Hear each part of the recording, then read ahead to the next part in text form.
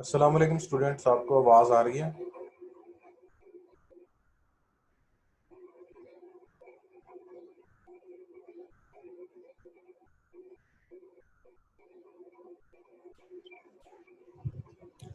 आज का हम लेक्चर स्टार्ट करते हैं, जो कि सबसे पहले है मिनिमम वेज के बारे में।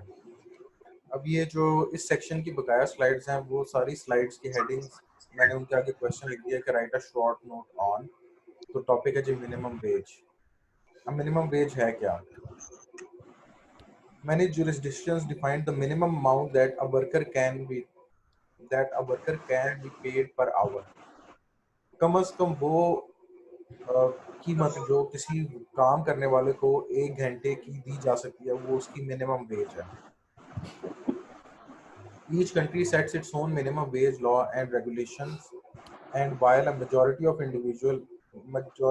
industrialized countries has a minimum wage, many developing countries do not. जो मिनिमम वेज है वो अक्सर ममालिक में है, लेकिन पर आवर के हिसाब से। लेकिन बहुत सारे ऐसे ममालिक हैं जो कि अभी डेवलपिंग हैं, उनमें ये स्टैंडर्ड मौजूद नहीं है।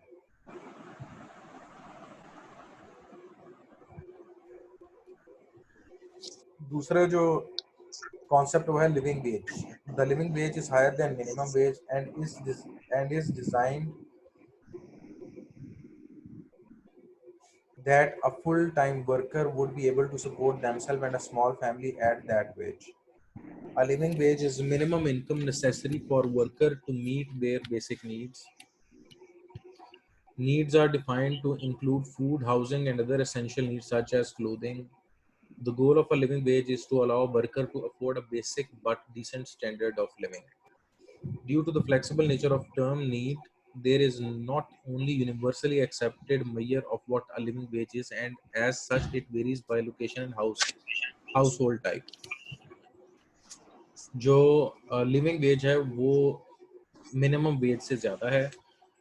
लिविंग वेज के अंदर इस बात का ध्यान रखा जाता है कि जिसको तनख्वाह दी जा रही है उसने सिर्फ अपना गुजारा इस तनख्वाह पे नहीं करना, उसने एक फैमिली को इस तनख्वाह पर चलाना है, जिसमें उसकी हाउसिंग, ट्रैवलिंग, बच्चों के अखराजात, ये सारे इंक्लूडेड हैं। और लिविंग वेज जो है वो सिटी वाइज वेरी करती है। कुछ शहरों में अखराजात कम होते हैं तो वहाँ पे लिविंग वेज कम होगी, कुछ शहरों में अखराजात ज़्यादा हैं तो वहाँ पे लिविंग वेज ज़्यादा होगी। Working hours. The minimum number of hours worked per day or other time intervals are set by law in many countries. Such law also control whether workers who work longer hours must be paid additional compensation. Before the Industrial Revolution, the work day varied between 11 to 14 hours. With the growth of industrialism and introduction of machinery, longer hours have become far more common, reaching as high as 16 hours per day. Nowadays, 8 hours working day is standard in large number of countries. जो minimum wage है वो per hour के हिसाब से final decide होती है। जो minimum number of hours allowed है वो 8 घंटे हैं, यानी कम से कम एक दिन में 8 घंटे का काम करना ज़रूरी है। उसके बाद मैक्सिमम वर्किंग आवर्स हैं जी 16 अलाउड, और फिर वर्क आवर्स पर वीक की भी लिमिट रखी जाती है। अगर आप मिनिमम वर्किंग आवर्स यानी 8 घंटे से ज़्यादा काम करते हैं तो आपको एडिशनल आवर्स की पेमेंट मिलेगी। और ये जो ममालिक हैं, जो फर्स्ट वर्ल्ड कंट्रीज़ हैं, इसको लीगली प्रोटेक्ट करते हैं इन वर्किंग आवर्स को। लेकिन जो पाकिस्तान है, इसमें ये गवर्नमेंट इसको एनफोर्स नहीं करती। ये कंपनी की पॉलिसी है कि वो अगर कोई एम्प्लॉई ज़्यादा देर बैठता है तो उसको उसके ज़्यादा देर बैठने के पैसे देते हैं या नहीं देते, ये कंपनी की पॉलिसी पे डिपेंड करता है।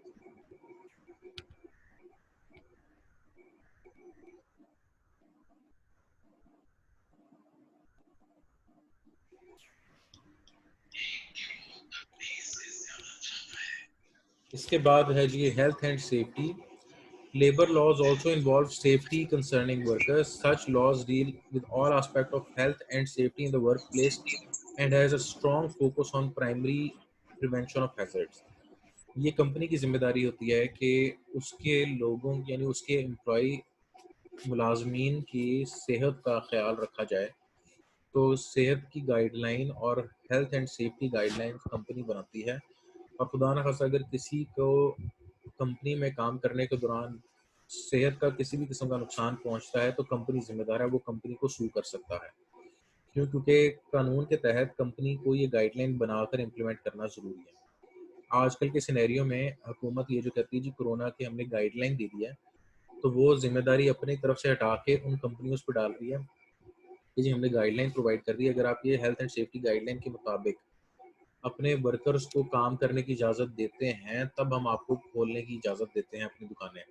लेकिन अगर हमारे इंस्पेक्टर ने ये देखा कि आप हेल्थ एंड सेफ्टी गाइडलाइंस को फुलफ़िल नहीं कर रहे, तो आपकी दुकान बंद कर दी जाएगी, आपका रोज़गार बंद कर दिया जाएगा। तो ये हेल्थ एंड सेफ्टी गाइडलाइन जो है, ये उस कंपनी या उस दुकान का वर्किंग जो ऑर्गेनाइज़ेशन है, उसका एनफोर्स करना उसकी ज़िम्मेदारी है।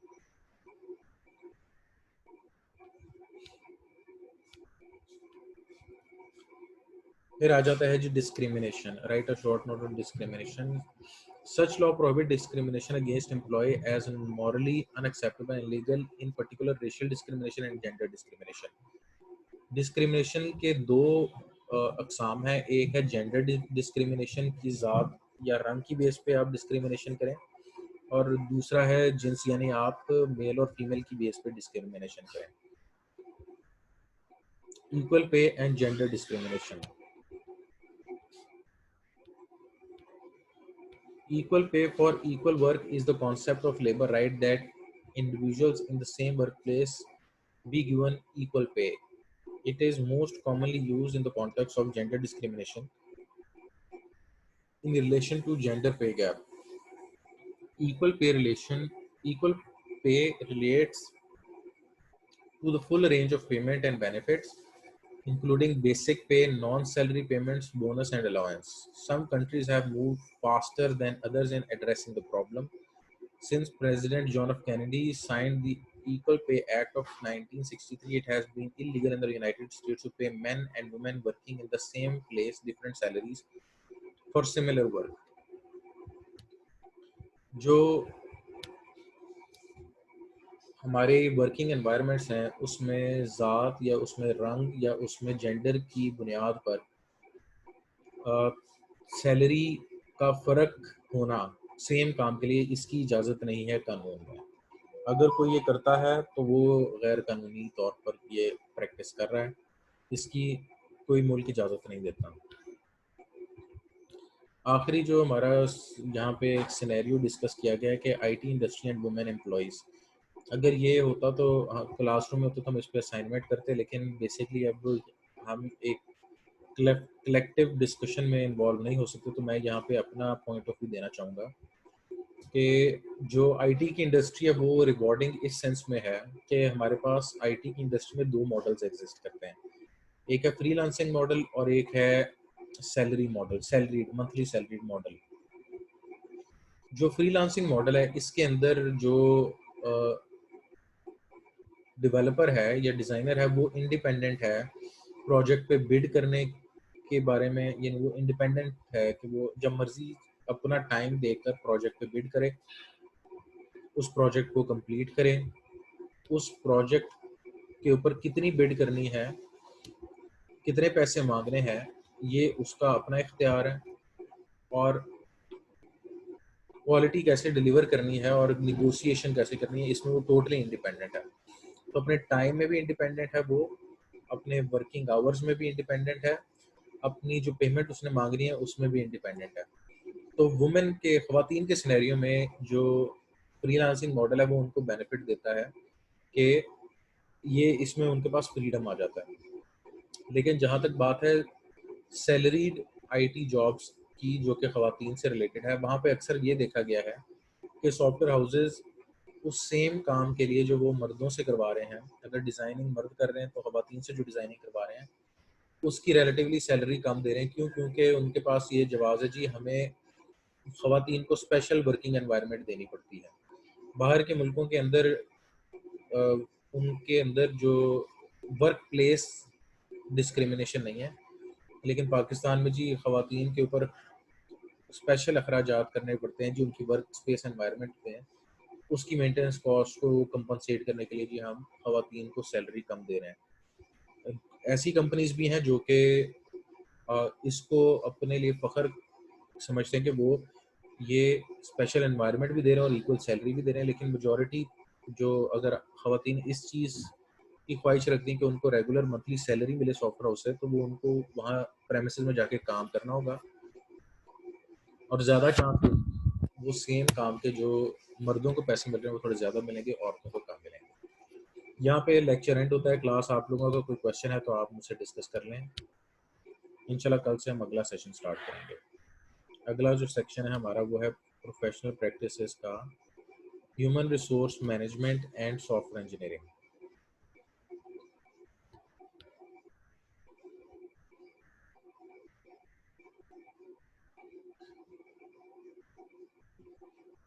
जी स्टूडेंट्स, आपका कोई क्वेश्चन है तो आप पूछ लें।